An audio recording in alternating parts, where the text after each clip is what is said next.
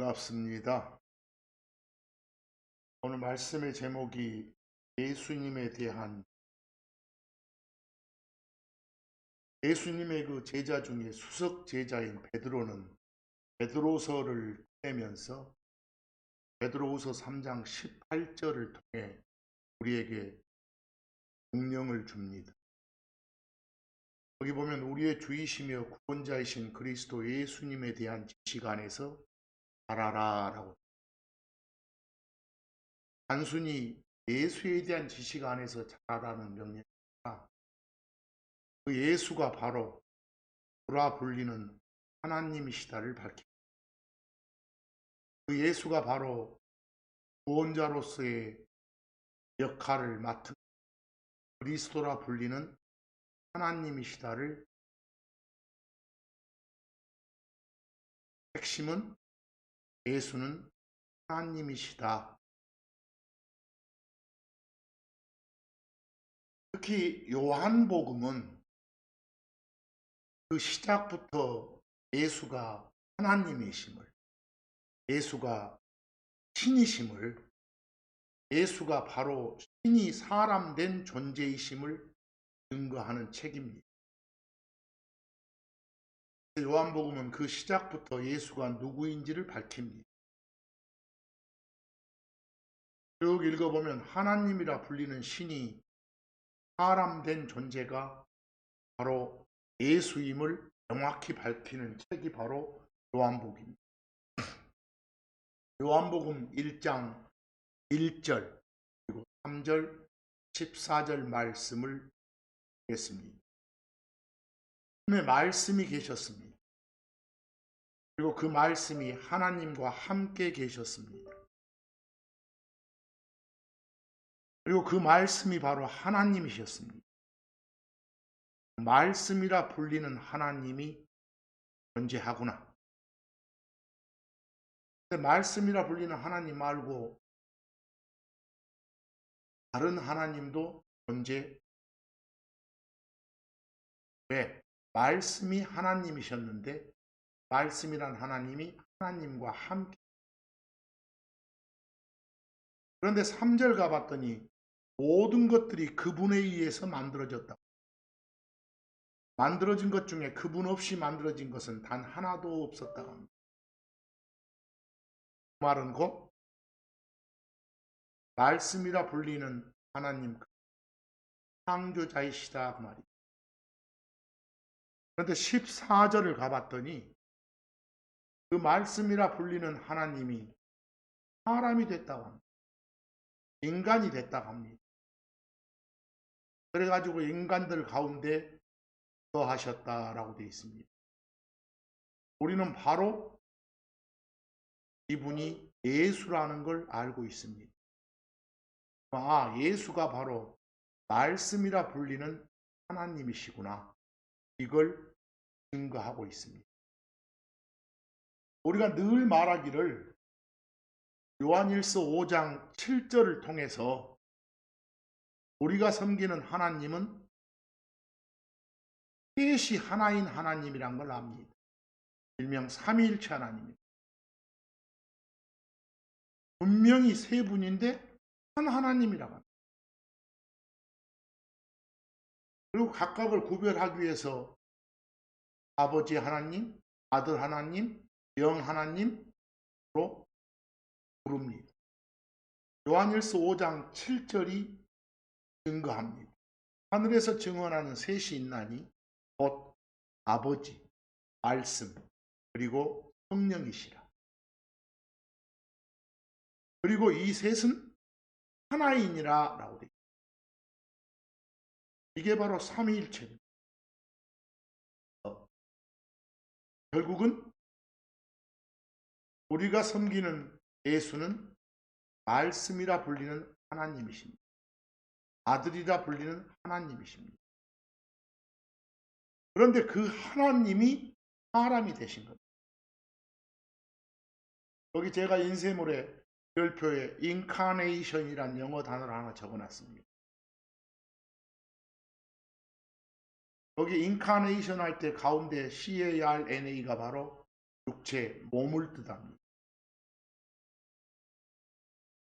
그 앞에 이는 몸 안에 몸을 입었다 이 말이. 결국은 사람이 됐다는 말이에요.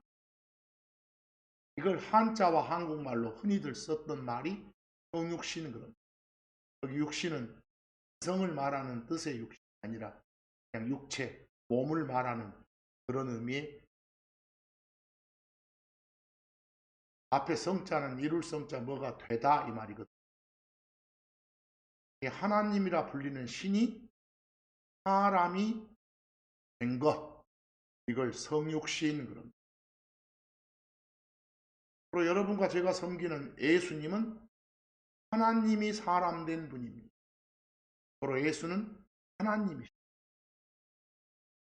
특히 성육신에 대해서 잘 알려주는 구절이 디모데 전서 1장 16절이.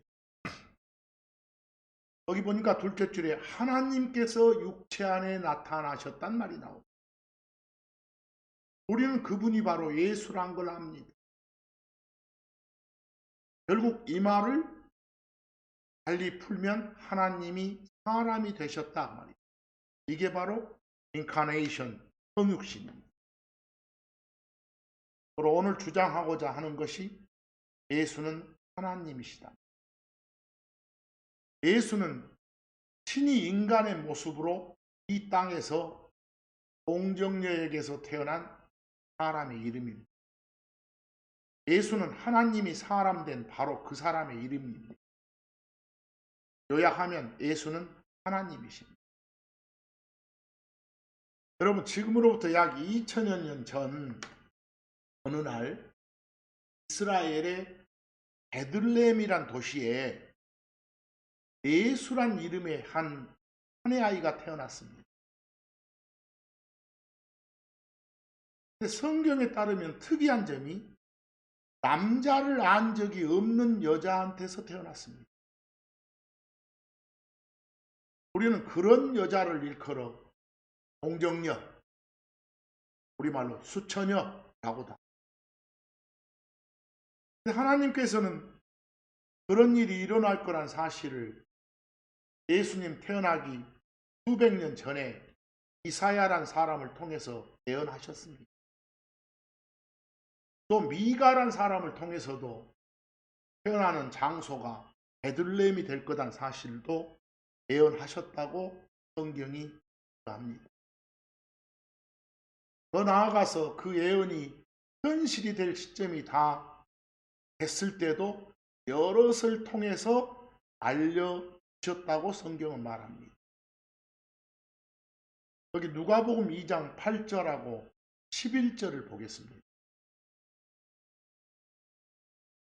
들에서 목동들이 양을 돌보고 있었는데 그 목동들한테 천사가 나타나서 어떤 소식을 줍니다. 그 8절 보면 그리고 바로 그 지역에서 목자들이 들에 머물며 밤에 자기들의 양떼를 지키고 있었다. 이런 상황인데 천사가 나타나서 이 목동들에게 소식을 주는 겁니다. 그 소식이 바로 11절이었습니다.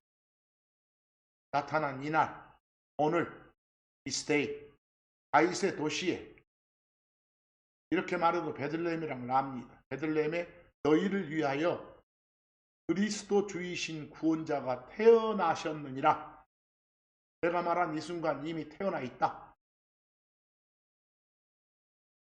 우리는 바로 이분이 예수란 걸 압니다. 근데 그 태어난 사람 예수가 그리스도라 불리는 하나님이란 소리. 주라 불리는 하나님이라고 말합니다. 그래서 그리스도 주이신 분이 태어났다라고 합니다. 이런 게 뭘 증거합니까? 예수는 하나님이시다. 이걸 증거합니다. 우리 기독교의 모든 핵심은 예수는 하나님이시다에서 출발해요. 하나님이 사람 된 존재지 사람이 하나님 된 거 아닙니다. 근데 예수님 탄생에 대해서 특이한 점은 남자를 안 적이 없는 여자가 희생시켰다. 이게 특이합니다. 여기 제가 별표에 버진이란 영어 단어를 적어놨는데요. 이걸 한자어 한국말로 동정 그럽니다. 문맥에 따라서 남자인지 여자인지는 밝혀야 됩니다. 일반 사전에서 동정이란 말을 찾아보면 이성과 성적인 접촉이 없는 순결 또는 그런 사람이겠습니다. 그러니까 남자면 동정남, 여자면 동정여 이런 표현이 되겠죠. 그냥 순수한 한국말로는 남자면 수청각, 여자면 수처녀가 좋습니다. 이사야서 7장 14절 예수님 실제 태어나기 수백 년 전에 이사야란 사람한테 준 예언의 말씀입니다. 동정녀가 수태에서 아들을 낳게 될 것. 태어난 그 아들은 하나님이라고 합니다. 임마누엘 그 말은 우리와 함께 하는 하나님, 하나님의 호칭입니다. 이런 예언을 이미 주셨습니다. 근데 이 예언의 특이한 점이 뭡니까? 동정녀 탄생입니다. 마태복음 1장 23절에 가서도 주목하라. 동정녀가 아이를 베리라. 천사가 알려주는 거예요. 그리고 한 아들을 낳으리라. 그리고 그들이 그의 이름을 임마누엘이라 부르리라. 임마누엘이란 이 단어를 풀면 우리와 함께하는 하나님이시랍니다. 바로 임마누엘은 하나님의 호칭입니다. 특히 예수님의 호칭입니다. 바로 여기서도 증거하고 있죠. 예수는 하나님이시다.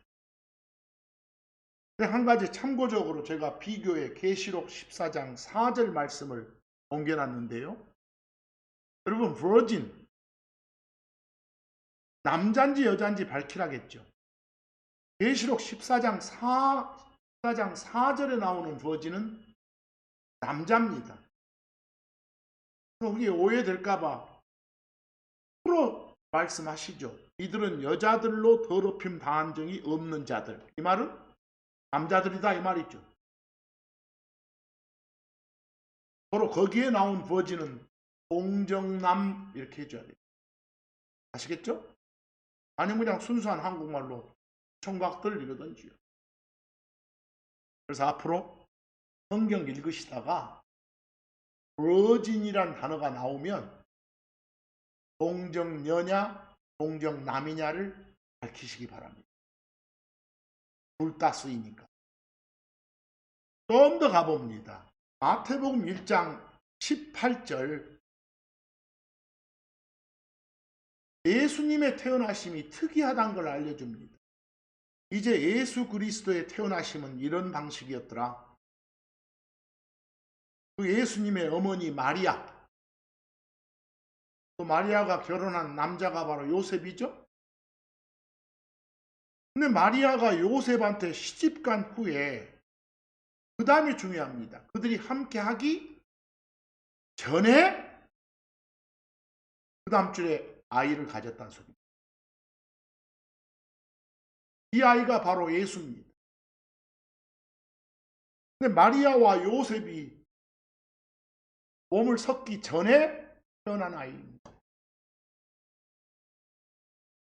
일반적인 그런 사람은 아니죠. 특이하고 특별한 그런 사람이에요. 태어났으니까 사람 된 거죠.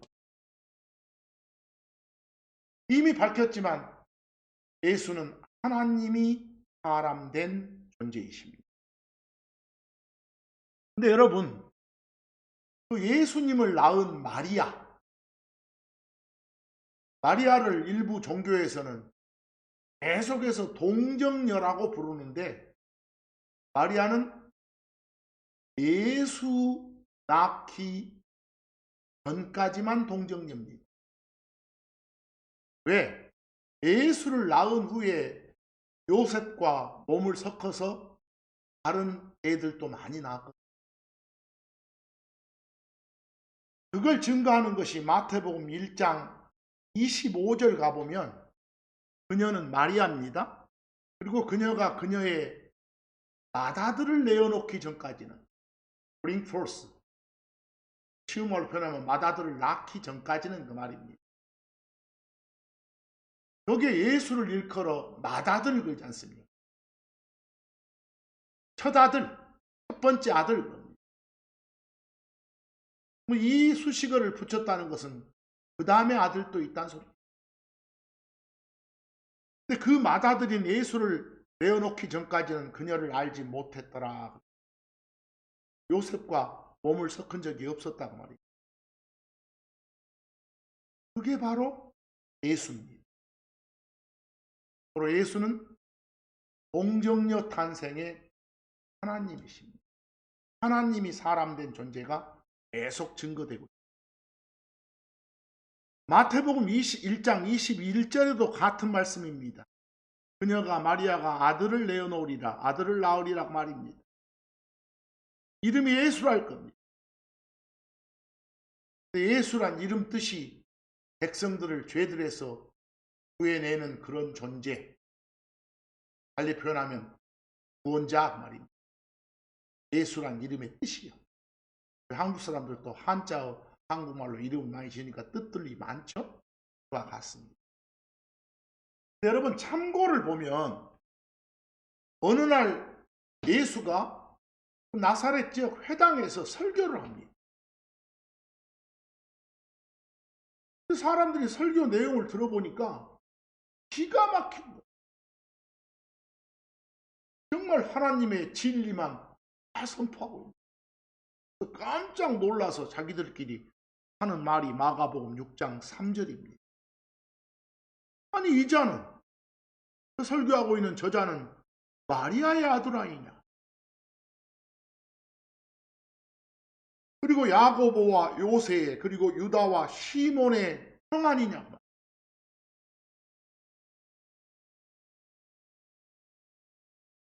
목수 예수 아니냐? 예수님의 직업이 목수네요.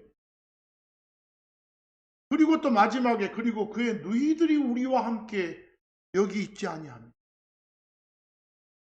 예수님한테는 누이도 있네요. 근데 누이들 그랬으니까 누이가 둘 이상은 되겠네요. 예수님의 동생이 야고보, 요새, 유다, 시몬 요 네 식구. 여동생이 둘 이상 되니까 예수님까지 합해서 7명 이상이죠.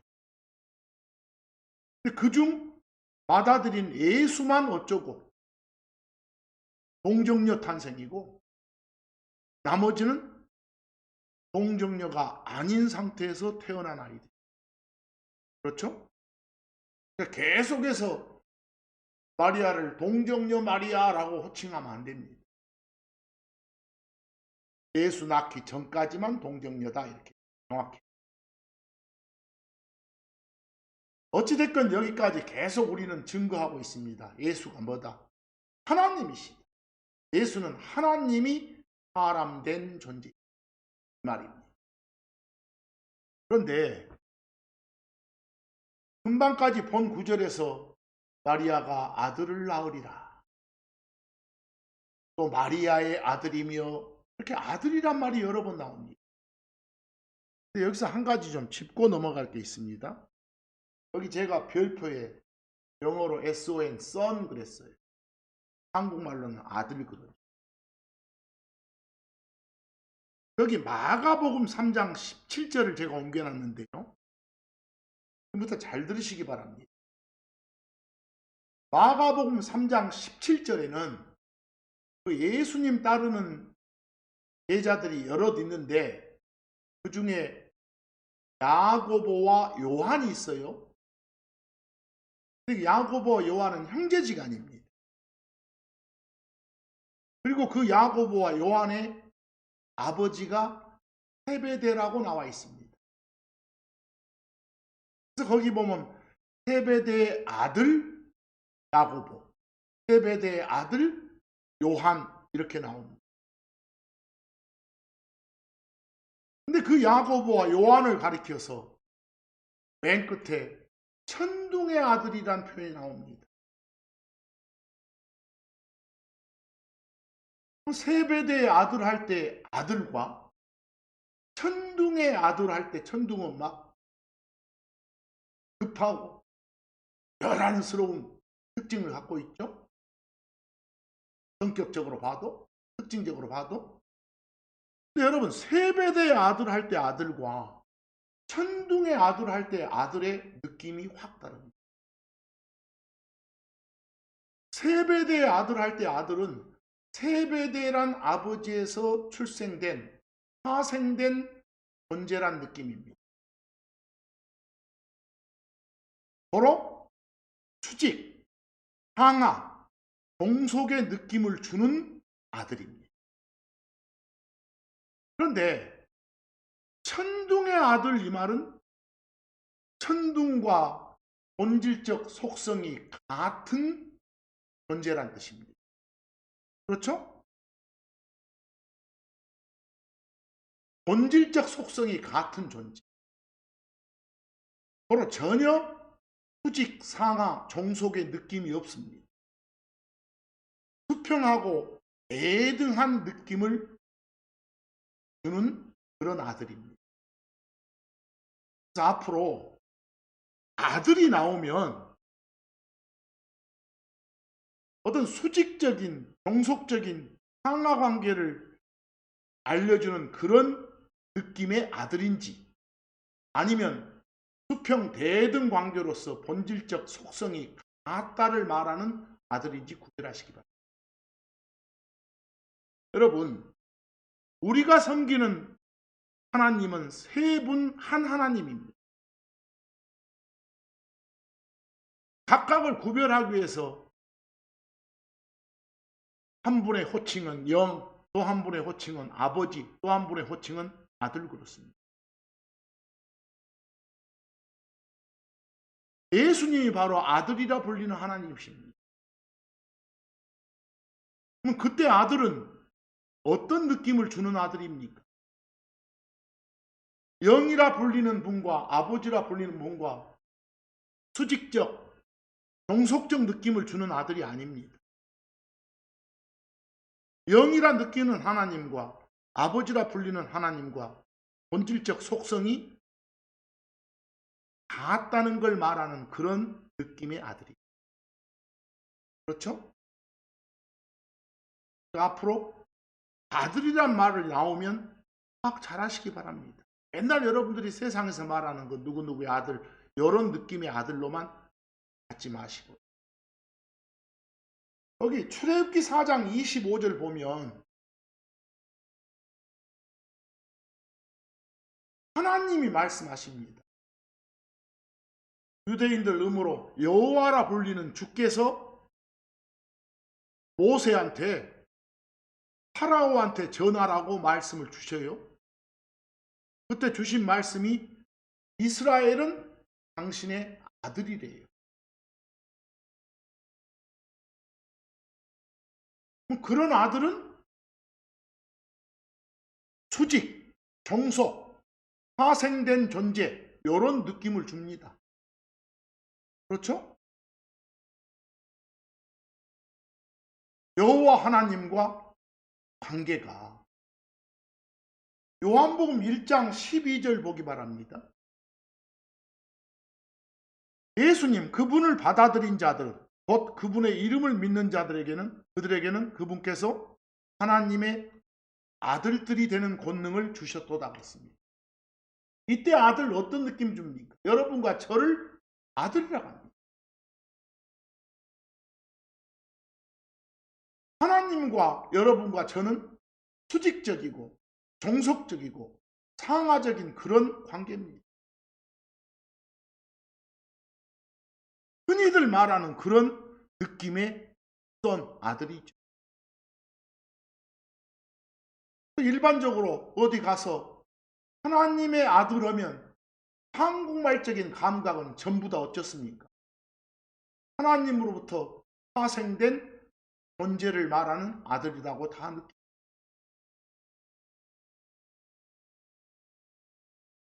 하나님과 본질적 속성이 같은 수평 대등한 관계의 느낌을 주는 아들이라고 와닿지 않습니다.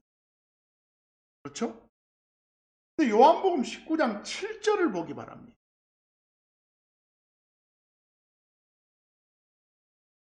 예수님이 뭐라고 당신의 정체를 밝히니까 유대인들이 흥분해가지고 예수님을 돌로 쳐 죽이려고. 그 이유가 뭐냐? 예수님이 자신을 하나님이라고 했다는 거예요. 맞는데 이 멍청한 유대인들이 모르고 있는 거예요. 내가 바로 아들이라 불리는 하나님이다. 우리 아들이라 불리는 하나님이라 할 때 아들. 그 아들은 수직 종속의 느낌을 주는 그런 아들이 아닙니다. 수평하고 대등한 느낌, 본질적 속성이 같다를 말하는 그런 아들이다니까. 알겠죠? 그럼 만약에 이런 상황에서 한국말 감각으로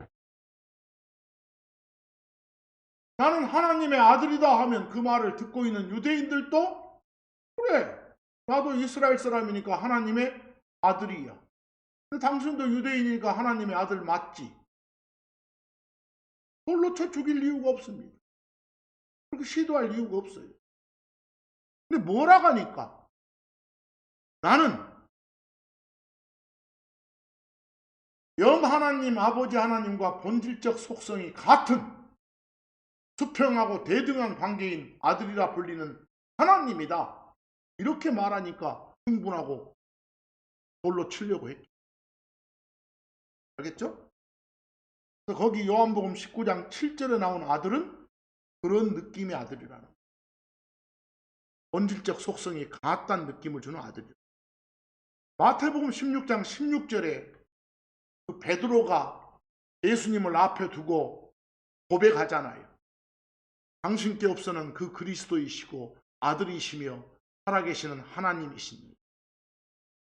이런 경우도 만약에 당신은 하나님의 아들이시죠? 그래요. 이러면 베드로도 하나님의 아들이잖아요. 이스라엘 백성이니까. 당신도 유대인이니까 역시 이스라엘 백성이니까 하나님의 아들이시죠. 이거 하나만 한 소리입니다. 여기서 말한 당신은 아들이십니다. 이 말은 아들이라 불리는 하나님이십니다. 이 말이에요. 이래야 멋진 고백이에요.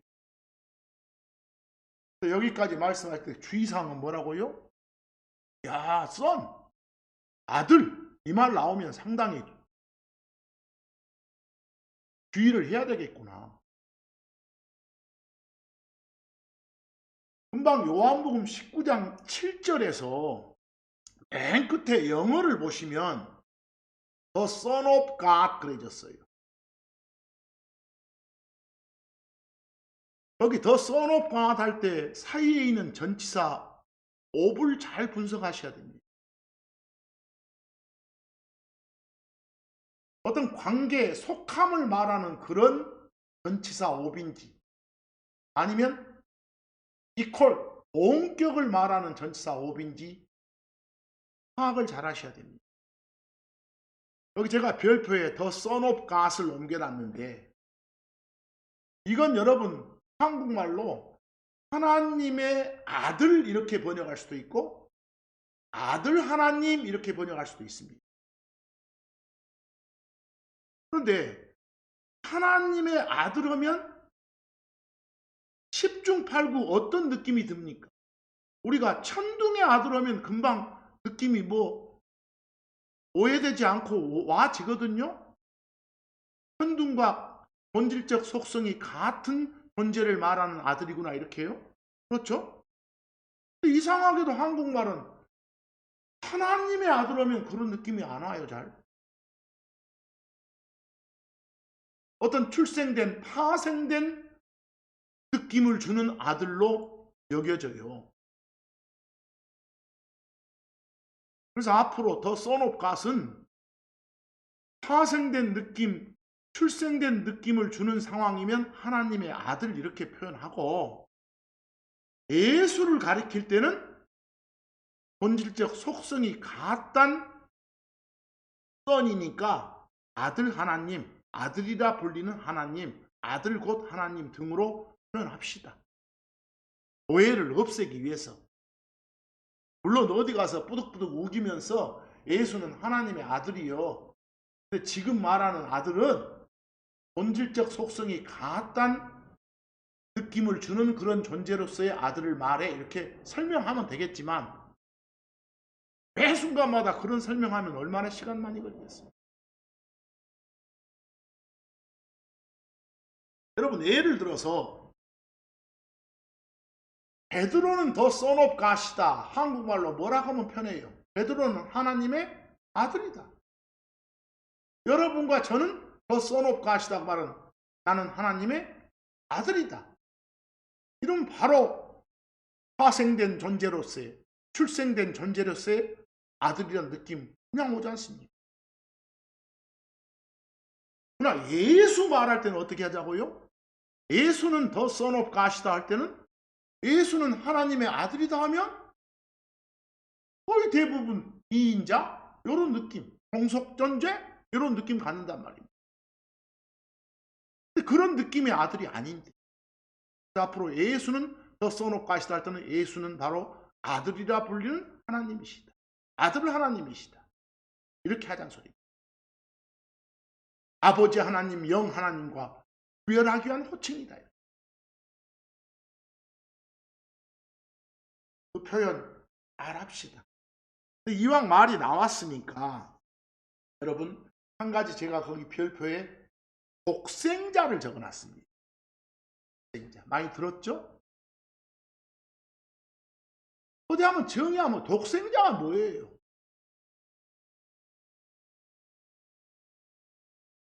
홀로 독자, 날생자, 아들 자자를 써놨네요. 한자로. 일반 사전을 찾아봤더니 하나님의 외아들이란 뜻이래요. 그게 독생자래요. 그리고 예수를 가리키는 말이래요. 독생자가. 근데 우리가 성경을 보면, 여러분이 가지고 있는 번역부를 보면 요한복음 3장 16절에 독생자가 나오고, 비교해 보면 히브리서 11장 17절에도 독생자가 나와요. 근데 요한복음 3장 16절에 나온 독생자는 예수인데, 히브리서 11장 17절에 나오는 독생자는 아브라함의 아들 이삭을 말합니다. 서로 독생자는 예수만의 호칭은 아니죠. 이걸로 보니까. 그리고 요한복음 3장 16절에 독생자를 말하는 영어 only begotten son, 히브리서 11장 17절에도 독생자를 말하는 영어는 똑같습니다. only begotten son이라고. 영어가 같아요. 영어가 같은 한국말로도 같게 해놨겠죠. 여러분 한 가지 잘 아셔야 됩니다. 영어로 독생이란 자리에 only begotten이 나왔죠. 이 말은 어떤 둘에서도 찾아볼 수 없는 단 하나뿐인 특별하고 독특한 관계란 뜻입니다. 어떤 둘에서도 찾아볼 수 없는 아주 특이하고 독특한 관계, 이걸 영어로 only begotten 그럽니다. 그리고 거기 독생 다음에 자는 뭐예요? 아들 자자니까 영어로 말하면 son이죠? 한국말로 말하면 아들이죠? 그걸 한자화 시킨 게 자입니다. 뭐 only begotten son을 좀 풀어서 설명을 해보면 독특한 아들입니다. 독특하다고 말은 단 하나뿐이요. 특별한 관계야. 이 말입니다. only begatten이 어떤 출생적 의미만 갖는 게 아니란 소리예요. 관계의 특별성을 말하죠.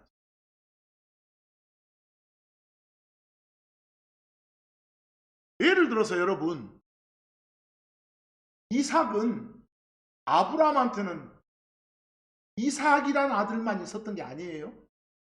그보다 훨씬 전에 이스마엘이라는 아들도 있어요. 그런 성경 증거로 봐서 이삭은 외아들 아니죠? 독자 아니죠? 근데 그 이삭을 가리켜 only begotten 한 아들이라고 합니다. 그리고 그때 아들은 세베대의 아들 할 때 그 아들의 느낌입니다. 그렇죠? 수직관계, 종속관계, 파생된 존재를 말하는 그런 아들. 왜? 아브람과 사라가 완전 애 낳을 수 없는 할아버지 할머니가 됐을 때 하나님이 만들어주신, 하나님이 주신 아들이거든요. 다른 데서는 찾아볼 수 없는 단 하나뿐인 매우 특별한 그런 아들이었거든요. 그래서 아들 앞에 수식어를 only begotten을 붙인 겁니다. 차라리 그냥 독특한 아들, 저는 그렇게 번역해 놨습니다. 근데 요한복음 3장 16절에는 누구를? 예수를 가리켜서 only begotten son 그럽니다. 예수를 가리켜서요. 근데 여러분, 예수는 son이라고 할 때 그 son은 본질적 속성이 같은 존재란 son이죠. 바로 그런 의미에서 독특한 아들이죠. 그때 아들은 호칭으로서의 아들이라니까요. 그래서 앞으로 독생자란 말은 정확히 풀어서 말해주기 바랍니다. 요한복음 3장 16절에 하나님께서는 자기가 자기의 독특한 아들을 주실 만큼 아들이라 불리는 하나님을 구원자로서의 역할을 수행하도록 세상에 보내주실 만큼 이런 식으로 이해하시기 바랍니다. 아시겠죠?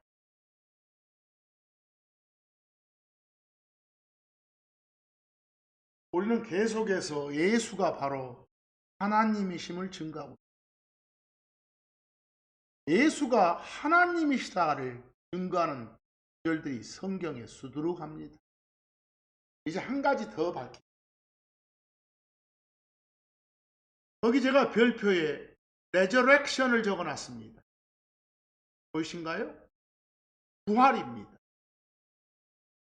여러분, 성경이 말한 부활은 꿈을 전제로 합니다. 죽었다가 사는 것. 특히 몸의 재질이 바뀌어서 썩는 재질의 몸이 썩지 않는 재질의 몸으로 바뀌어가지고 죽었다 사는 것. 이것만 성경은 레저렉션 부활이라고 합니다. 죽음, 곧 사망을 이겨내는 것. 죽음, 사망이 생명으로 바뀌는 것. 썩는 재질의 몸이 썩지 않는 재질의 몸으로 바뀌면 그것만 부활이라고 합니다. 그건 누구만이? 하나님만이 할 수 있습니다. 그래서 로마서 1장 4절에 보면 죽은 자들로부터의 부활을 통해 예수가 바로 하나님임이 밝혀졌다. 그게 예수가 하나님이란 증거란 말이에요. 부활했잖아. 사람이 그렇게 할 수 있어? 하나님이니까 할 수 있지? 아, 예수는 하나님. 근데 거기도 보면 아들이란 말 나오죠. 이 아들 어떤 아들이에요? 영이라 불리는 분과 아버지라 불리는 분과 본질적인 속성이 같은 존재란 뜻의 아들입니다. 알겠죠? 세베대의 아들 할 때 그런 아들 아니란 말입니다. 아브라함의 독특한 아들 이삭 이럴 때 아들 아니란 말입니다. 알겠죠? 하나님의 호칭입니다. 하나님의 호칭. 예수가 부활하셨다고 말하는 예수가 하나님이시다 이걸 증거하는 겁니다. 한 가지 여러분 참고적으로 예수님은 이미 그 제자들 앞에서 유대인들을 향해서 당신의 미래를 이렇게 말씀하시잖아요. 나는 죽어. 하지만 살아나. 이렇게 기절했다가 사는 게 아니라 죽었다 산다. 그게 바로 부활입니다. 그걸 예고해 준 게 마태복음 12장 40절입니다. 너그 조상 요나 이야기 알지 너희들? 요나가 고래한테 삼켜가지고 죽은 채로 영과 혼은 떠나고 몸이 고래 뱃속에 새 낮과 새 밤 동안 있었던 거 알지? 나도 그래.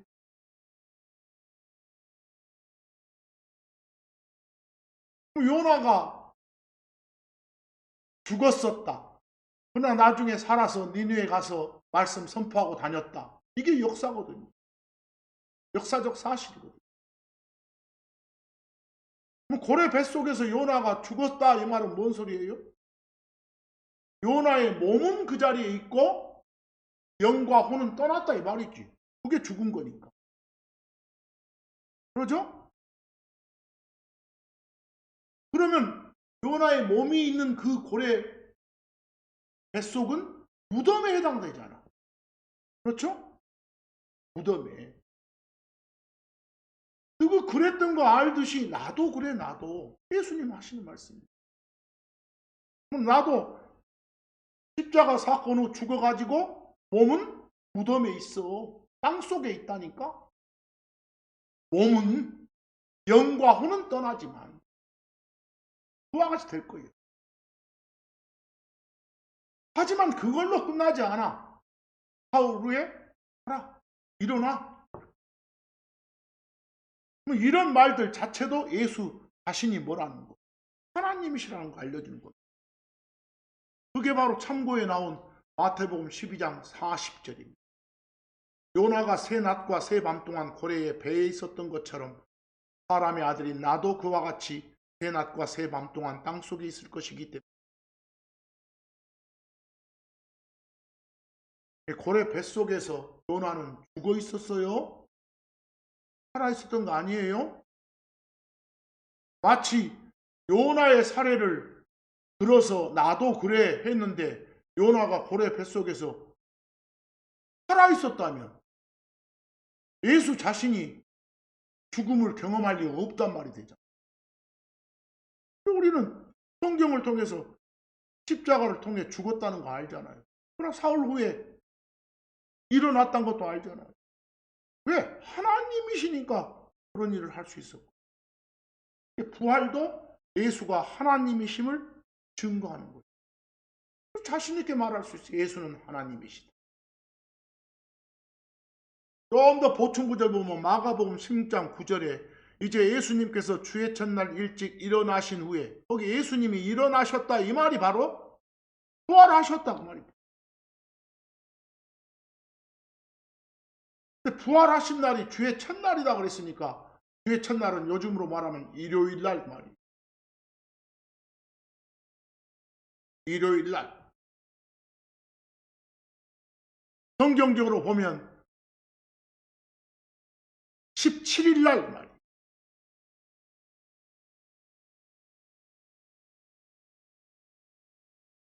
마태복음 27장 50에서 53절도 50절에 보면 숨을 거두셨더라. 죽었다 죽으시.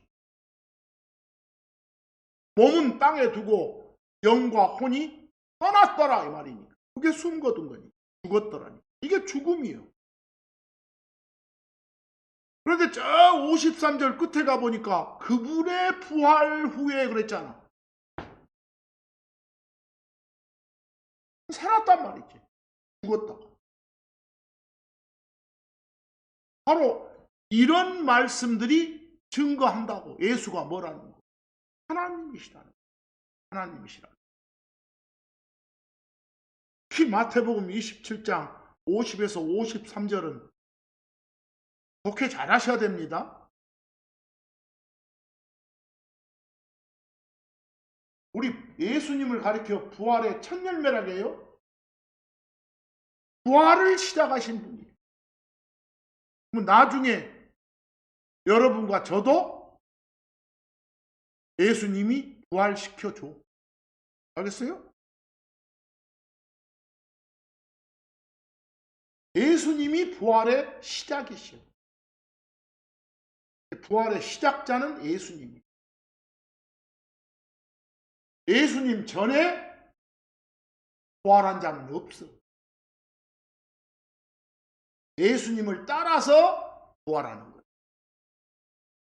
근데 혹시나 거기 마태복음 27장 50에서 53절은 잘 보셔야 될 것이 50절하고 51절은 예수님 죽으신 날 상황이에요. 14일 날 상황. 그리고 52절, 53절은 17일 이후 상황이에요. 예수님 부활하신 후의 상황. 시간차가 있어요. 근데 특히 52절부터 오해 없이 읽어야 돼. 그리고 무덤들이 열렸더라. 그리고 잠자던 성도들의 많은 몸들이 일어나. 거기 몸들이 일어났다 이 말이 부활했다.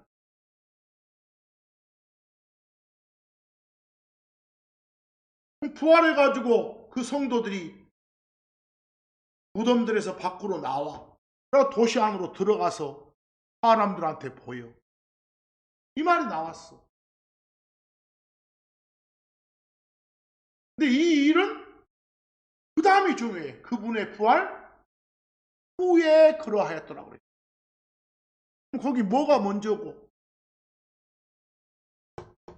예수님이 부활이 먼저고 그걸 따라서 성도들의 부활이 있구나. 이렇게 할 수 있지. 그런데 만약에 거기 그분의 부활 후에란 말을 53절 맨 앞에다가 놔두고 읽어봐봐. 그러면 오해할 수도 있어. 53절 맨 앞에다 그분의 부활 후에를 두고 읽으면 그 앞에 잠자던 성도들의 많은 몸들이 일어나 있다가 그분의 부활 뒤에 나왔다. 만약 이렇게 독해하면 개판돼 버리지. 알겠어요? 그렇게 독해하면 성도들이 먼저 부활에 있다가 나중에 예수님 부활하니까 그거 보고 밖으로 나왔다 이 말이 되니까 그 말이 아니요. 언제 성도들이 일어났냐? 예수님 부활 후에. 언제 밖으로 나왔냐? 예수님 부활 후에. 언제 도시로 들어가서 사람들한테 나타났냐? 예수님 부활 후에. 이 말이었죠. 됐어요? 여러분이 가지고 있는 번역본들 보면 오해하기 딱 맞아요. 그렇게 오해하는 목사들도 많이 있어. 안 됩니다. 어찌됐건 여기까지 하는 말은 뭐예요? 예수가 바로 하나님이시다. 지금 이 말을 하고 있는 거예요. 예수가 하나님이시다. 그 말을 강조하고 있는 거예요. 이제 예수가 하나님이시다를 증거하는 걸 또 하나 좀 봅시다. 예수는 아까 이미 말했지만 누가복음 2장 11절 한번 본 적 있지만 그리스도라 불리는 하나님이시요. 그리스도는 하나님의 호칭이에요. 하나님만이 갖는 호칭이에요. 세 분 한 하나님 중에서 아들이라 불리는 하나님, 말씀이라 불리는 그 하나님만의 호칭이에요. 그리스도가. 앞으로 예수는 그리스도이시다 이 말은 예수가 바로 하나님이시다를 증거하는 말. 여기 누가복음 2장 11절을 다시 한번 보면 아까도 봤죠? 이날 다윗의 도시에 너희를 위하여 그리스도 주이신 구원자가 태어나셨느니라. 그때 태어나신 분이 예수란 걸 이미 알았잖아. 근데 이 예수를 가리켜서 그리스도라고 하잖아. 그 말은 태어난 그 예수가 하나님이시다 이 말이에요. 근데 사도행전 16장 31절에 가서도 우리는 예수 믿으라 이러지 않고 주 예수 그리스도를 믿으라 이렇게 나오잖아요. 그래야 구원받는다. 예수가 그리스도이란 걸 받아들여야 돼. 인정해야 돼. 예수가 하나님이란 걸 인정해야 된다 이 말이에요. 그래야 구원받는단 말이에요. 그리스도가 뭐라고요? 히브리어 음으로는 메시아라게. 그리스도나 메시아는 같아. 영어로는 크라이스트라게. 헬라어 음으로는 크리스토스 그러고. 중국어 음으로는 기리스뚜 그러고.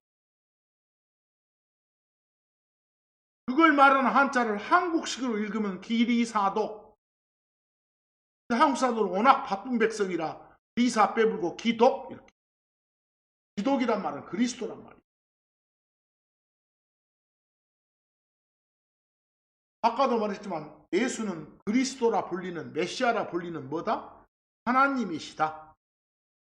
여기 요한복음 4장 25, 26절 우물가에서 사마리아 여인 만난 적 있잖아 예수님. 그때 사마리아 여자가 뭐라고인가 봐봐. 저는요 그리스도라 불리는 메시아가 그리스도나 메시아는 같단 말이죠. 오신다는 것을 알고 있나이다. 안 돼. 이렇게 말하니까 마지막에 예수님이 나야 내가 바로 그자야. 내가 그리스도야. 이 말은 내가 바로 뭐다? 하나님이다 이 말이요. 직접 증언하시는 거예요. 내가 하나님이다. 이런 말들로 봐서 예수는 하나님이시다. 확실한 거예요. 누가복음 9장 20절에 예수님만 당신이 하나님이시다고 증거하는 거 아니에요. 제자들한테 물어보자네. 너희는 나를 누구라고 말하냐? 했더니 주자인 베드로가 나서기 좋아했고 또 뭐라게? 그리스도이십니다. 그리스도이십니다. 그 말은 뭐예요? 하나님이십니다. 그 말이에요. 그리스도라 불리는 하나님이십니다. 이 말이에요. 거기도 영어로 보면 The Christ of God을 하나님의 그리스도 하면 좀 종속 느낌이 들잖아. 한국말은 또 업을 동격으로 봐가지고 그리스도 하나님이십니다. 그리스도가 뭐라고요? 하나님의 호칭. 세 분 한 하나님 중에서 아들이라 불리신 그분, 말씀이라 불리신 그분, 바로 예수란 이름을 가지신 그분만의 호칭이라는 거예요. 그리스도가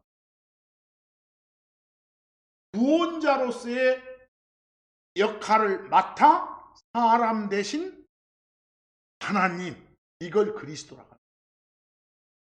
그래서 요한일서 5장 1절 보면 예수님이 그 그리스도임을 믿는 자는 누구든지 다 하나님에게서 태어나는 하나님에게서 태어난다. 하나님의 자녀가 된다. 아들이 된다. 조건이 뭐예요? 예수가 그리스도라 불리는 하나님이심을 인정해야 돼. 그리고 우리는 사도행전 18장 28절 그 아볼로란 사람이 그리하였던 것처럼 성경을 통해서 예수가 그리스도라 불리신 하나님이심을 선포하고 다녀야 돼.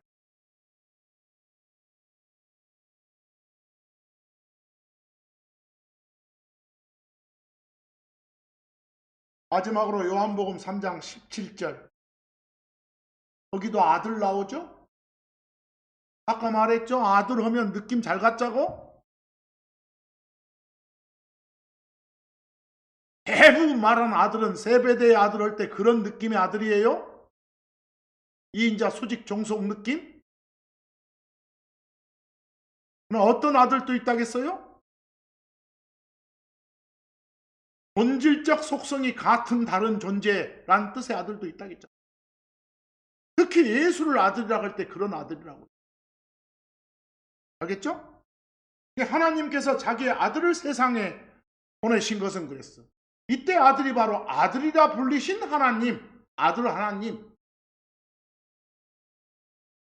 그럼 아들 하나님이 구원자로서의 역할을 맡아 사람이 되셨어. 뭐 하려고? 그분을 통해 세상이 구원받도록 하기. 이건 강제로 2인자에서 내려온 게 아니라 세 분 한 하나님이 회의를 했어. 합의를 했어. 우리 이렇게 하기로 합시다. 사람이 되기로 합시다. 사람이 돼야 죽을 수 있고 피 흘려 죽어야 그 피로 죄들을 씻어낼 수 있으니까.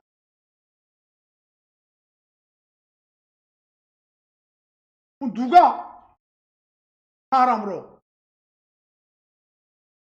내려갈까요? 합의 결과 아들이라 불리신 그 하나님이 지정된 거예요. 2인자에서 지정된 게 아니라 합의 결과. 바로 오늘 여러 구절을 통해서 예수가 바로 뭐다? 하나님이시다. 이게 무너지면 아무것도 안 돼. 또 게 없어. 그리고 여러분이 어디 가서 예수님 전할 때 제일 먼저 할 일이 예수 믿으시오가 아니라 예수가 누구인지 밝히는 거예요. 예수가 바로 하나님이심을 그 사람 속에 심어 놓고 구체적인 내용들을 알리는 거예요. 알겠죠? 그게 여러분들이 할 일이에요. 그냥 막연하게 예수 믿으시오. 그럼 복 받아요.